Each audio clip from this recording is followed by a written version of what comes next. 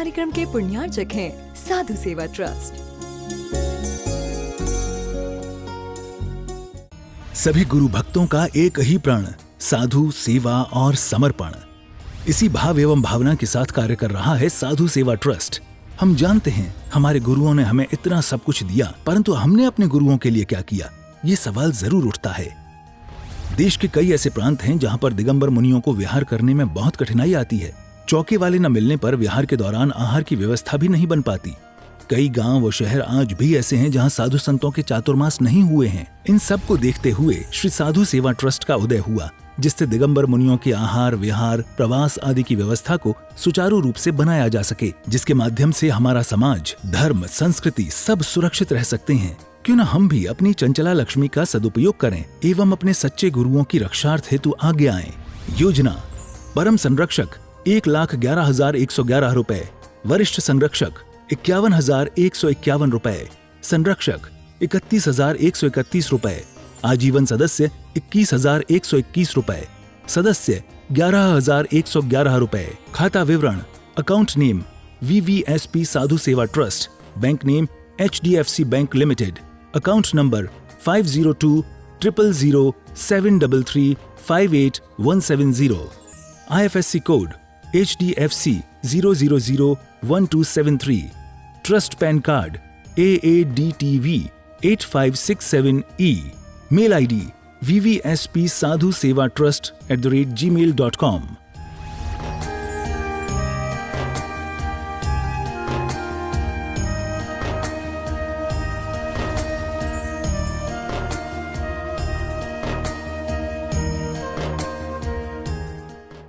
श्रीमत् परम गंभीरत साध्वाद मुगलांछनम जियात्रिलोक्यनाथस्य शासनम जिन शासनम शासनम जिन शासनम शासनम जिन शासनम।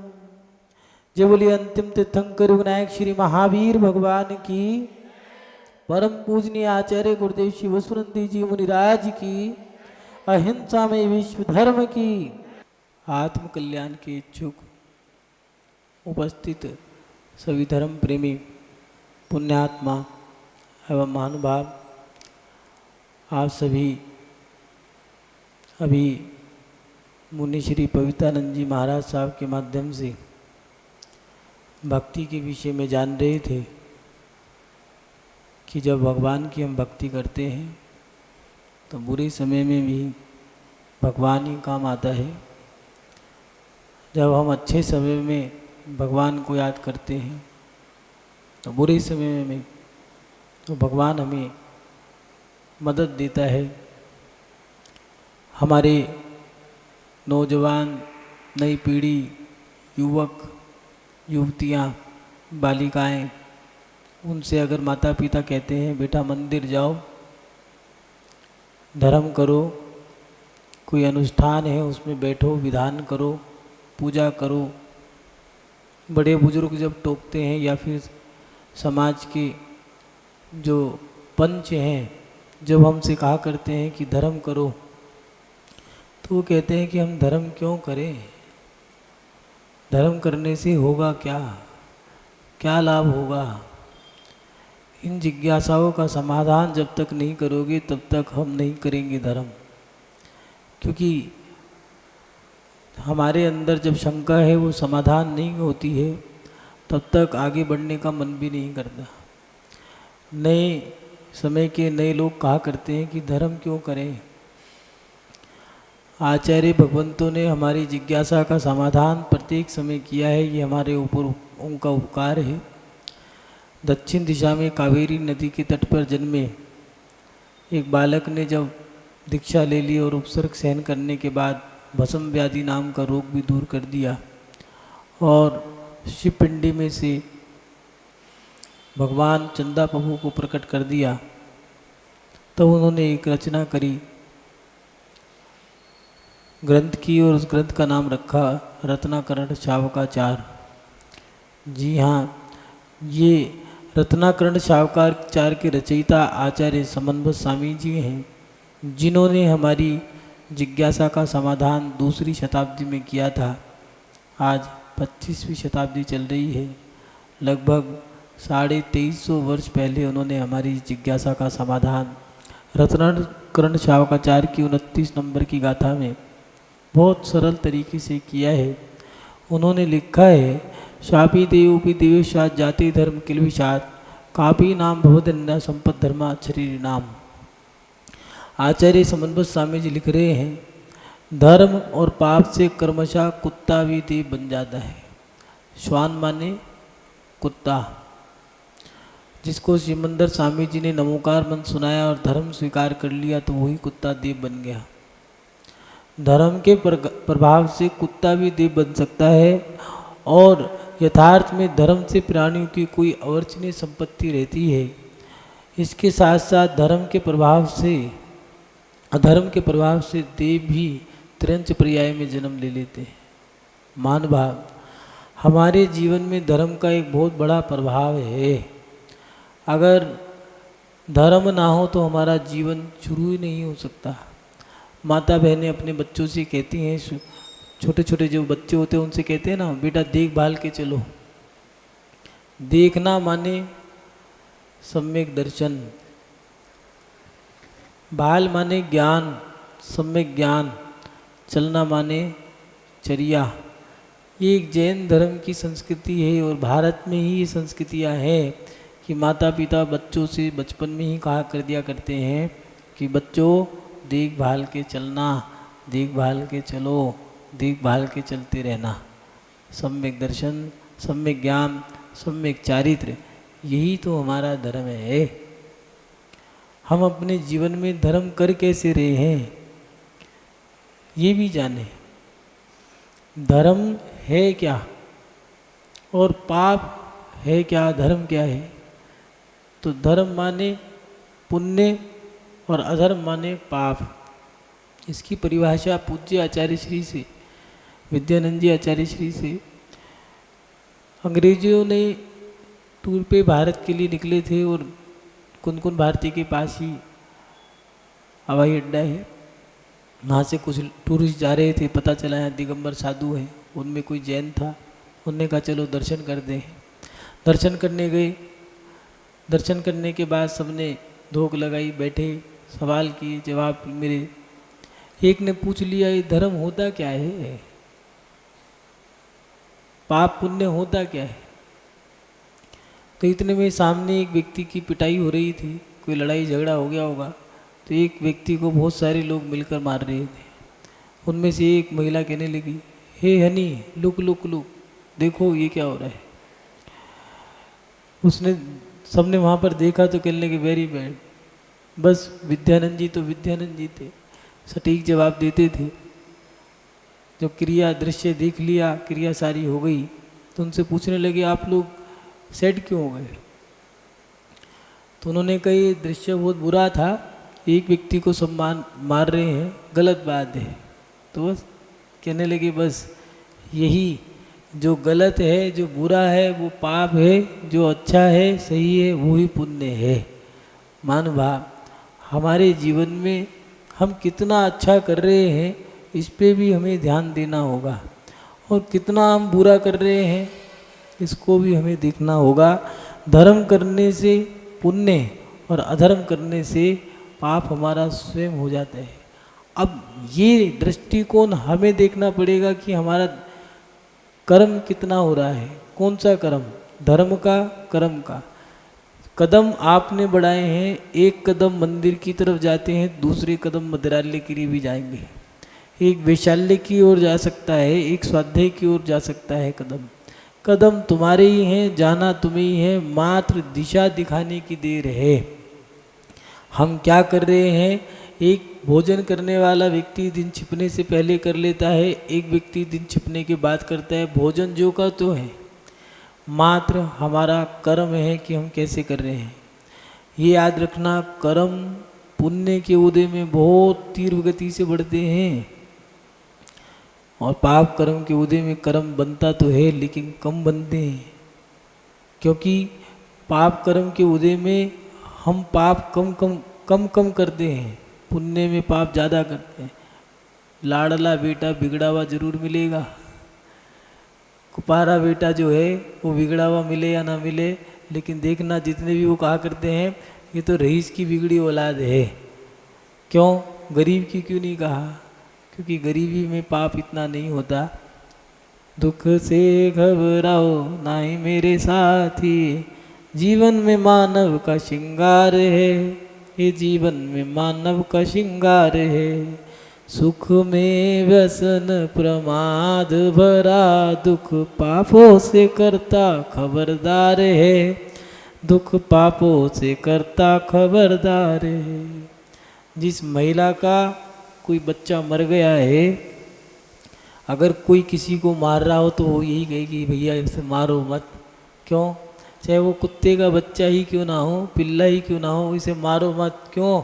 मैं जानती हूँ कि बच्चा मरने की पीड़ा क्या होती है। जो दुख को सहन कर रहा है, एक बार को पाप कम लगेगा। गरीबी में पाप कम होते हैं क्योंकि पाप करने के लिए भी धन चाहिए। जरूरी नहीं है पैसा आने के बाद पुण्य ज़्यादा कर रहे हो। इसलिए अपने जीवन में धर्म करने से पहले ही बता दिया कि धर्म करने से पुण्य मिलता है और पाप करने से, अधर्म करने से पाप लगता है। अब अपन लोग कर क्या रहे हैं ये अपन देख लें। व्यक्ति चाहता है मैं दुखी रहूं, सुखी रहूं, दुख ना मिले, लेकिन सुख रहने वाले काम कितने किए। प्रत्येक महिला अपने घर में भोजन बनाती है। देखिए कभी मन में आया कि एक थाली भोजन किसी गरीब के लिए बना दे। हर व्यक्ति यात्रा करना चाहता है, लेकिन यात्रा करते हुए विचार आया चलो किसी गरीब की भी यात्रा करा दे।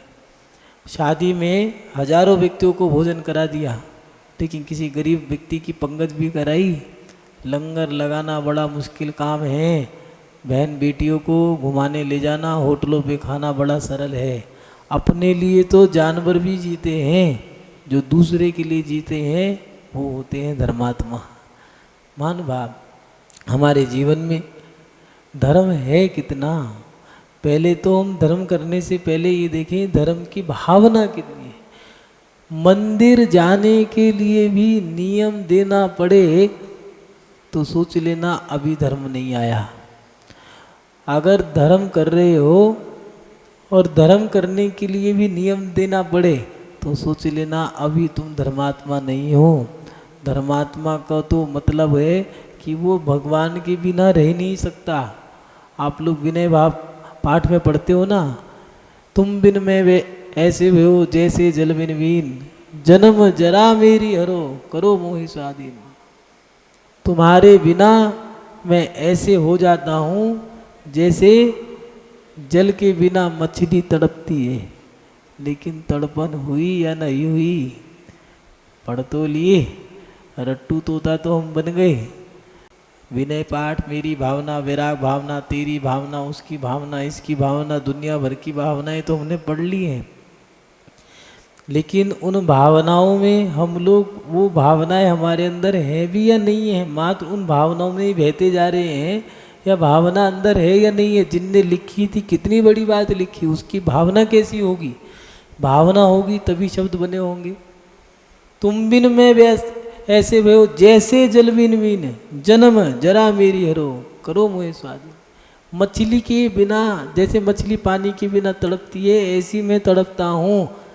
तड़पन है या नहीं है भगवान के बिना? धर्मात्मा व्यक्ति मंदिर के बिना रह नहीं सकता, भगवान के बिना रह नहीं सकता। एक प्रायश्चित ग्रंथ में एक प्रायश्चित है, नमोकार का जाप नहीं करना, ये भी एक प्रायश्चित है कि अब तुम्हें दंड दिया जाता है कि तुम्हें धर्म नहीं करना। पूरे दिन तड़पता रहता है। पुरानी बुजुर्ग महिलाएं जब बीमार हो जाया करती थी, बस उनके मन जबान पे एक ही शब्द होता था, एरी बहू आज तो पूरा दिन बेकार हो गया। कोई सखी मिलने आई, कोई हाल चाल पूछने आ गया, कैसे हो? कुछ नहीं, बस आज तो सत्यानाश हो गया। क्या हो गया? पूरा दिन खराब हो गया, ठाकुर जी के दर्शन नहीं हुए। वो मंदिर ना जाकर के भी मंदिर में ही हुआ करते थे और मात्र गंदोदक लगा करके स्वास्थ्य ठीक हो जाया करता था। क्या ऐसे धर्मात्मा हम हैं या नहीं है? सिर में दर्द ठीक हो जाया करता था गंदोदक लगा करके, कोटि भट्ट श्रीपाल का गंदोदक छिड़क करके कोट ठीक कर दिया। सेठ धनंजय करते थे पूजा, नहीं पुजारी ऐसा ना दूजा। पत्नी ने नौकर को भेजा, नागराज ने ढसा पुत्र को, पर ध्यान रहा प्रभु वीर का। ये थे सेठ धनंजय। सांप ने ढस लिया है बेटे को। पत्नी ने कहा देखती हूँ कैसा सेठ है कि मेरे बच्चे को सांप ने ढस लिया, वो पूजा कर रहा है, ले चलो देखती हूँ उसके भगवान में कितनी शक्ति है। भगवान के सामने रखा गंदो और कहने लगी इसे ठीक करो, अगर नहीं ठीक करते या तो धर्म छोड़ो या मुझे छोड़ो।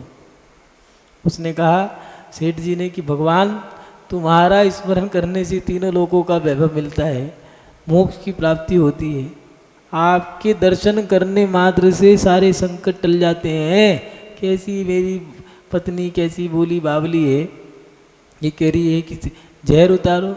उन्होंने कहा आप तो रहने दो, आपके चरणामृति बहुत है। चरणों का गंदोदक लिया, छिड़का, बच्चा होश में आकर के बैठ गया। ये था धर्म। मान भाव हम अपने जीवन में धर्म कितना कर रहे हैं ये देखें। दया धर्म का मूल है, पाप मूल अभिमान, तुलसी दया ना छोड़िए जब लगी घट में प्राण। जब तक तुम्हारे अंतरंग में प्राण है तब तक अपना धर्म मत छोड़ना। और धर्म क्या है?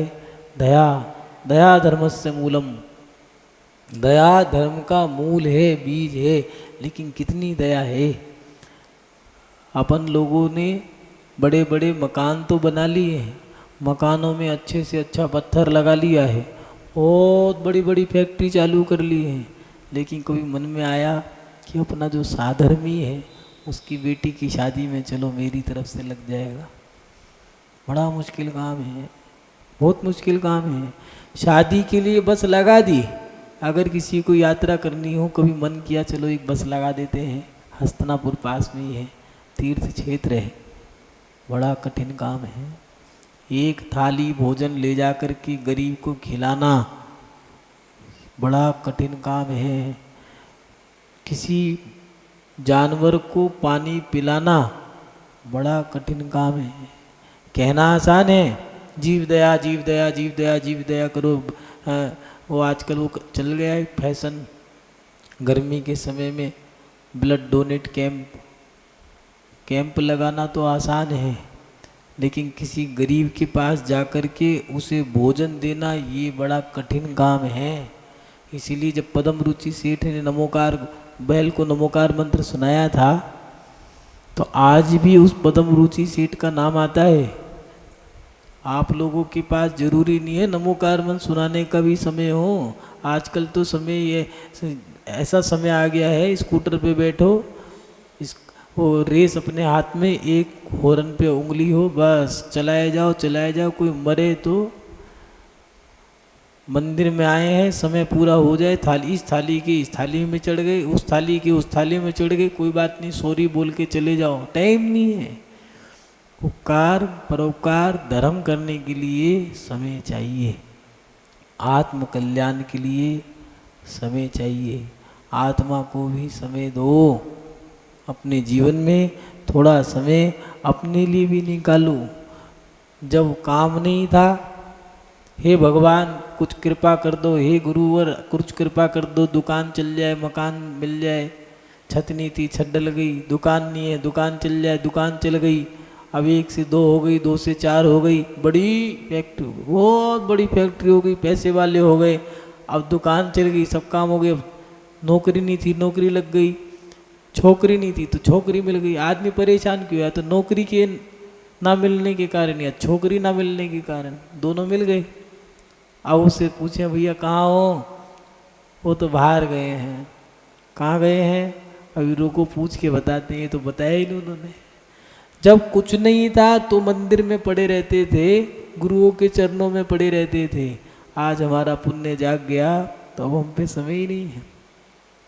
एक जंगल में एक बंदर था और वो बंदर, उसका एक ही काम था उछल कूद मचाना, इधर से उधर, उधर से उधर, इस पेड़ पे उस पेड़ पे, सबके घोंसले तोड़ना, सारे पेड़ों के वृक्षों के फलों को तहस नहस कर देना, सब यही काम उसका था। बंदरों का काम क्या है? जो दूसरे के घरों में जाकर के तहस नहस करे, हड़कंप मचाए, उसका नाम बंदर। जो एक व्यक्ति को दूसरे व्यक्ति से परेशान करा दे, उसका नाम बंदर। कहीं ऐसा तो नहीं हम भी ही कर रहे हो बंदर वाले काम? इसको लड़ाया, उसको भिड़ाया, इसकी उससे कह दी, उसकी इससे कह दी है। कहीं बंदर तो बदनाम है, अपन लोग इंसान के रूप में कहीं बंदर वाला काम तो नहीं कर रहे? सोचें, विचार करें। और उस बंदर का काम बस इतना ही है, इस पेड़ से उधर उधर जाना, पूरा जंगल, और ये जितने भी पशु पक्षी हैं सब परेशान। किसी के पीठ पे बैठ करके घाव कर दिया, किसी का घोंसला तोड़ दिया, किसी पेड़ के टहनियाँ तोड़ दी, फल तोड़ दिए, सब परेशान हैं। लेकिन एक दिन ऐसा आया कि वो एक पेड़ पे बैठा था, उछल कूद मचा रहा था। एक पेड़ की टहनी में उसकी पूंछ आ गई। अब वो पूंछ फंस गई और वो अब जोर जोर से चिल्लाए, हैं बस। अब सारे जानवर हंसे बड़े मजे से। अब कह रहे थे, अब बता। अब वो बड़ा रोए, चिल्लाए, यही कहीं हमारे साथ तो नहीं हो रहा है?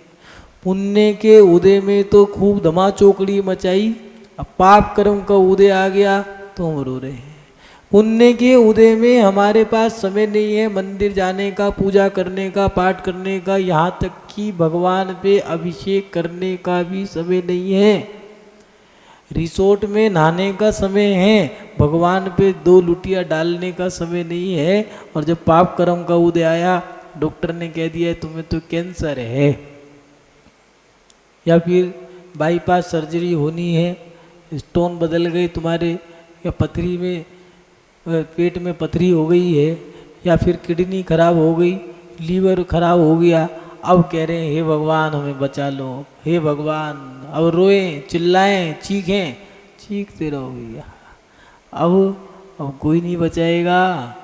इसलिए पाप कर्म के उदय में रो मत, और पुण्य कर्म के उदय में भूलो मत। अपने जीवन में पुण्य कर्म के उदय में भी पुण्य की क्रिया करते रहो, और पाप कर्म के उदय में भी पुण्य की क्रिया करते रहो। पाप के उदय में आए तो क्या आए, जो पुण्य के उदय में धर्म करते हैं वो व्यक्ति जीवन में कभी दुखी नहीं होते। आज के समय में युवा पीढ़ी परेशान क्यों है? उनके माता पिता, पहले के माता पिता ऐसे थे कि बच्चों को कहा करते थे मंदिर जाओ, उंगली पकड़ के मंदिर लेके जाया करते थे। अब तो स्कूटी पे बिठा के लेके जाते।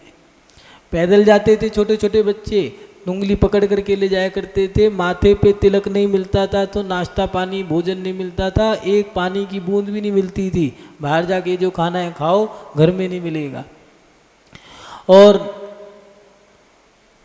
बड़ा हो जाया करता था तो साधुओं का विहार कराना, आहार कराना, तीर्थ क्षेत्रों की यात्रा कराना, ये क्रियाएं हुआ करती थी।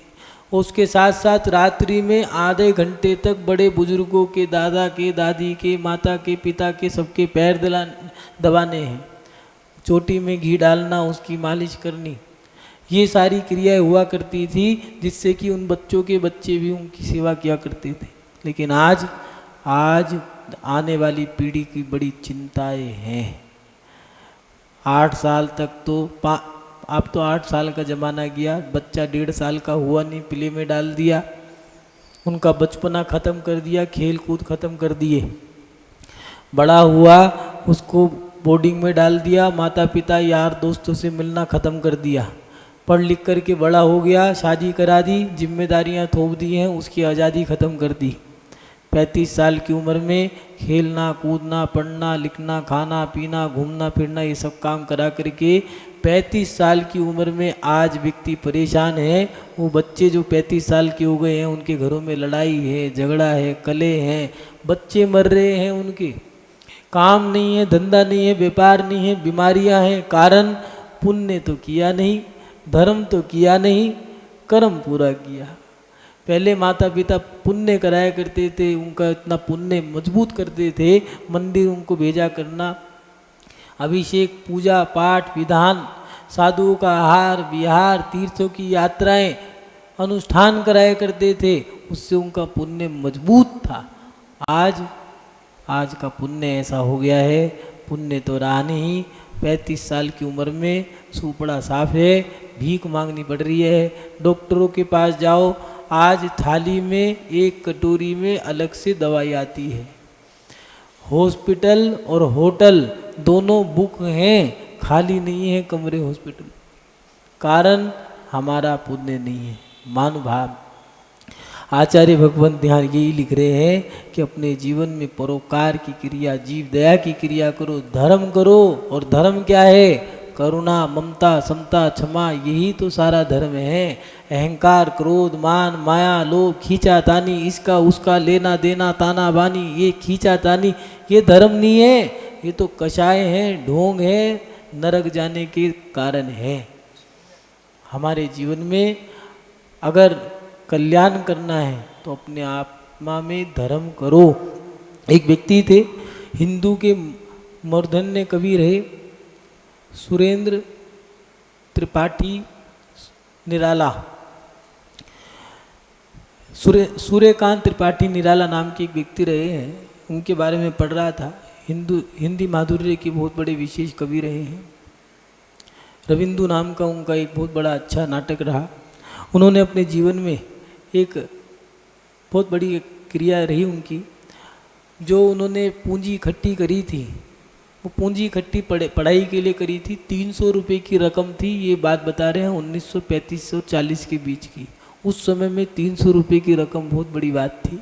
आज तो कुछ भी नहीं है। 300 रुपये तो बच्चा ही खर्च कर देता है अपने स्कूल में जा कर के। 300 रुपये की रकम लेकर के वो जा रहे थे और एक बूढ़ी महिला ने कहा कि बेटा, भगवान के नाम पे कुछ दे दे, मैं भूखी हूँ। उस व्यक्ति ने पूछा, अम्मा कितना चाहिए तुम्हें? 10, 20, 50, 100, 200? तो बूढ़ी अम्मा कहने लगी, मजाक उड़ाता है बेटा गरीबी का।